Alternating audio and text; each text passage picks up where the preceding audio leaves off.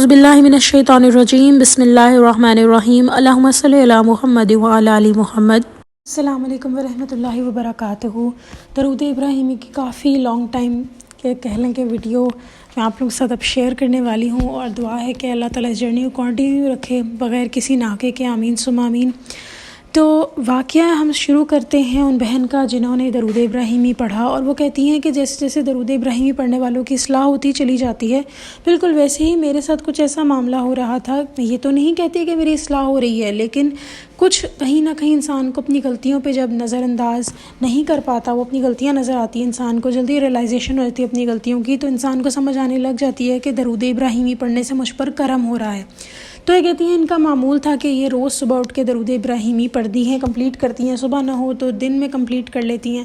تو یہاں سے ان بہن بھائیوں کو بھی جواب مل گیا کہ بس آپ نے اپنی تعداد مکمل کرنی ہے، بے شک آپ چاہے تو 313 مرتبہ پڑھیں، لیکن پڑھیں ضرور۔ اور ایک اور بات کا سوال جو ہے جواب دے دیتی ہوں کہ درود ابراہیمی کے لیے کوئی آپ کی زکوٰۃ نہیں ہے، کوئی اس کا صدقہ نہیں ہے، کسی قسم کی اس کی کوئی نیاز نہیں ہے، آپ جتنا مرضی چاہیں کھلا پڑھیں، اس کو پڑھنے سے کسی قسم کی رجت نہیں ہوتی جو اکثر لوگ بولتے ہیں کہ یہ پرابلم ہوگی وہ ہوگی۔ درود ابراہیمی پڑھنے سے کچھ بھی نہیں ہوگا، یہ آپ کی ڈھال ہے، یہ آپ کے لیے آسانیاں کریٹ کرے گی۔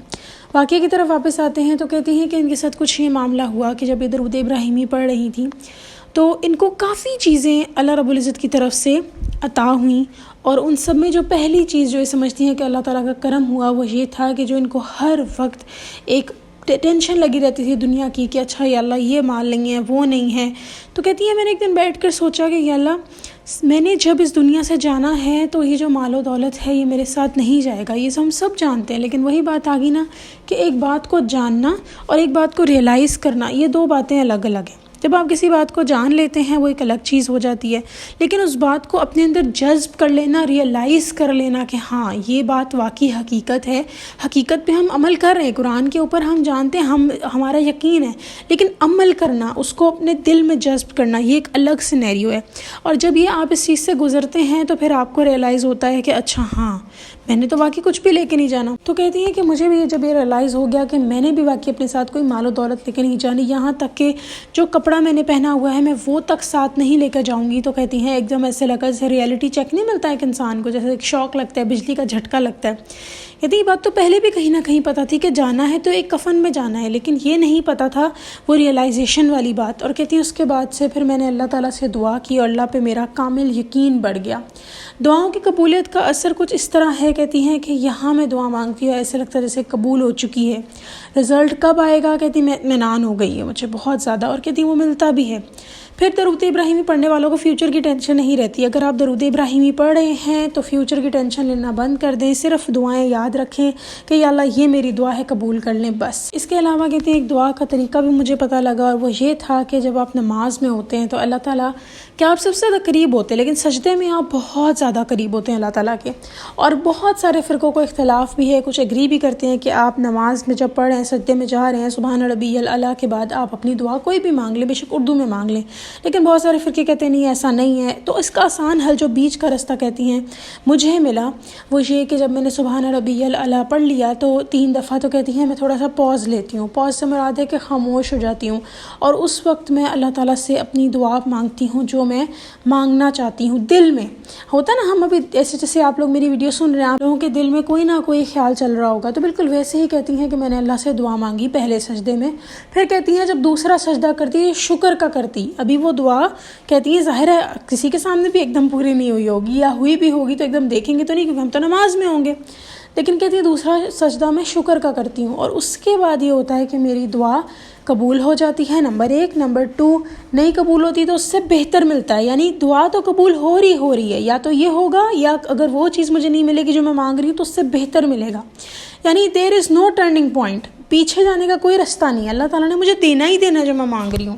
اس کے بعد جب اتحیات یعنی تشہد کی حالت میں بیٹھتے ہیں، جب آپ نے سلام پھیرنا ہوتا ہے اس والے میں، تو کہتی ہیں کہ وہاں پر میں دعا کرتی ہوں، جب ساری دعائیں پڑھ لیں تو ربنا آتنا فی الدنیا، یہ دعا بہت اچھی ہے، اور اس سے یہ حضور پاک صلی اللہ علیہ وسلم نے فرمایا کہ یہ دعا بہترین ہے، یہ ایسی دعا ہے جسے پڑھنا آپ یوں کہہ لیں کہ سب سے بہترین دعا ہے، دنیا آخرت دونوں کو آپ مانگ رہے ہیں۔ اللہ تعالیٰ نے قرآن پاک میں بھی فرما دیا ہوا ہے نا کہ جو دنیا مانگتے ہیں دنیا دیتا ہوں، پھر آخرت میں کوئی حصہ نہیں۔ جو آخرت مانگ لیتے ہیں دنیا نہیں مانگتے، ان کے لیے پھر آخرت میں جو حصہ ہے دنیا میں کوئی حصہ نہیں۔ تو بندہ کتنا اللہ تعالیٰ کا ایک ہم پہ کرم ہے کہ اللہ تعالیٰ نے ہمیں آخرت کے لیے اور دنیا دونوں کو پانے کا طریقہ بتا دیا، اور وہ یہ دعا ہے جس میں ہمیں دونوں چیزوں میں ہم پہ کرم ہو سکتا ہے۔ درود ابراہیمی پڑھنے والے کو فیوچر کی کبھی بھی ٹینشن نہیں رہتی۔ اس کے علاوہ یہ کہتی ہیں جو اکثر اوقات دیکھا گیا ہے درود ابراہیم پڑھنے والے شخص کے ساتھ، وہ یہ کہ اس کو اپنی غلطیوں کا پتہ لگتا ہے، اپنے نفس کے بارے میں۔ اپنی غلطیاں پہلے دکھائی دیتی ہیں، اگلوں کی بعد میں دکھائی دیتی ہیں، یا اگر اگلوں کی دکھائی دے بھی رہی ہیں تو پہلے اپنی دکھائی دیتی ہیں۔ بہت سارے لوگ فیوچر کی ٹینشن میں آج ہلکان ہیں۔ ہم نے آج اپنا برباد کیا ہوا ہے سوچوں میں کہ کل کیا کریں گے۔ ایسا نہیں ہے کہ آپ محنت کرنا بند کر دیں، جتنے آپ کے اختیار میں محنت کریں، لیکن جو کل کی ٹینشن ہے اس کے لیے آج مت کھوئیں۔ آج آپ کو نہیں ملنا۔ یہ جو ابھی آپ میری ویڈیو سن رہے ہیں، شروع سے جو آپ لوگ سن رہے تھے، تو آپ سوچیں کہ یہ آپ کو وقت نہیں ملا واپس، ابھی آپ کی مرضی، آپ نے اس کو کیسے گزارا، یہ 5 منٹ بھی ہم واپس نہیں لے سکتے پہلے۔ تو کل کی فکر میں آج سوچ کے اپنے آپ کو ہلکان کرنا یہ فائدہ نہیں ہے۔ لیکن یہ بھی بندہ کیا کرے نا کہ اچھا ہم خاموشی سے تو نہیں بیٹھ سکتے، ہمیں کچھ تو ایسا کرنا ہے جس سے ہمیں فیوچر کی ٹینشن بھی ختم ہو اور ہمارے کام بھی بنے۔ تو آپ درود ابراہیمی پڑھنا شروع کر دیں۔ اللہ رب العزت آپ کے لیے وسائل بنائے گا، وسیلے کھولیں گے، اور آپ خود حیران ہو جائیں گے کہ یا اللہ یہ تو میں نے ایسے نہیں مانگا تھا، مجھے اتنا اچھا مل گیا۔ وہ ایک پوسٹ ہم اکثر اوقات دیکھتے ہیں کہ ہم نے ایک پھول مانگا تھا اور اللہ تعالیٰ نے ہمیں پورے پھولوں کا باغ دے دیا۔ درود ابراہیمی پڑھنا بالکل ویسا ہی ہے کہ آپ ایک پھول مانگ رہے ہوتے ہیں، لیکن اللہ رب العزت آپ کو ایک پورا باغ دے دیتے ہیں۔ شاید اس پھول کے علاوہ اس میں اور بھی پھول ہوں، اور بھی پھل ہوں جو آپ کی ضرورت ہے، آپ کی چاہت ہے۔ اللہ رب العزت بہت رحیم و کریم ہے۔ ہم اکثر اوقات اس بات کو انڈرسٹینڈ نہیں کر پاتے۔ ہم نے اپنے دماغ میں اللہ تعالیٰ کے ایک گمان رکھا ہوا ہے۔ میں آپ سب سے یہ گزارش کروں گی کہ جب کبھی اللہ تعالیٰ کے بارے میں سوچے تو اچھا سوچے۔ اللہ تعالیٰ نے خود قرآن میں فرمایا ہے کہ میرے بندوں سے کہہ دو کہ میں تو بخشنے والا ہوں، میں مہربان ہوں۔ جنہوں نے اپنی جانوں پر ظلم و زیادتی کر لی ہے انہیں کہو کہ میں تو مہربان ہوں، میں تو بخشنے والا ہوں۔ یہاں تک کہ آپ دیکھیں کہ فرعون جس نے اتنے ظلم کیے، اس کے بارے میں بھی یہ تھا کہ اللہ رب العزت اس کو معاف کر دیتے اگر وہ آخری ٹائم پہ بھی معافی مانگ لیتا۔ تو اس کیس میں جبرائیل علیہ السلام نے اس کے منہ میں مٹی ڈال دی کہ اگر اس ٹائم بھی اس نے اللہ سے معافی مانگ لی تو اللہ اس کو معاف کر دیں گے۔ بتانے کی بات یہاں یہ ہے کہ اللہ تعالیٰ بہت رحیم و کریم ہے، بہت رحیم و کریم ہے۔ میں آپ اس اندازے، اس رحم تک پہنچ ہی نہیں سکتے۔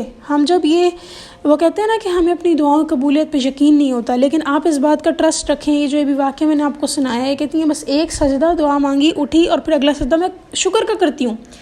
ان کو یقین ہے اللہ تعالیٰ پہ۔ وہ کہتے ہیں نا ایک بچہ تھا جس کے ساتھ کیا ہوا کہ وہ میرے خیال سے وہ پھر اولیاء تھے، بڑے ہو کر بنے، تو ان کا کچھ یہ معاملہ تھا، اگر کسی کو ان کا نام یاد ہے تو پلیز کامنٹ سیکشن میں لکھ دیجیے گا۔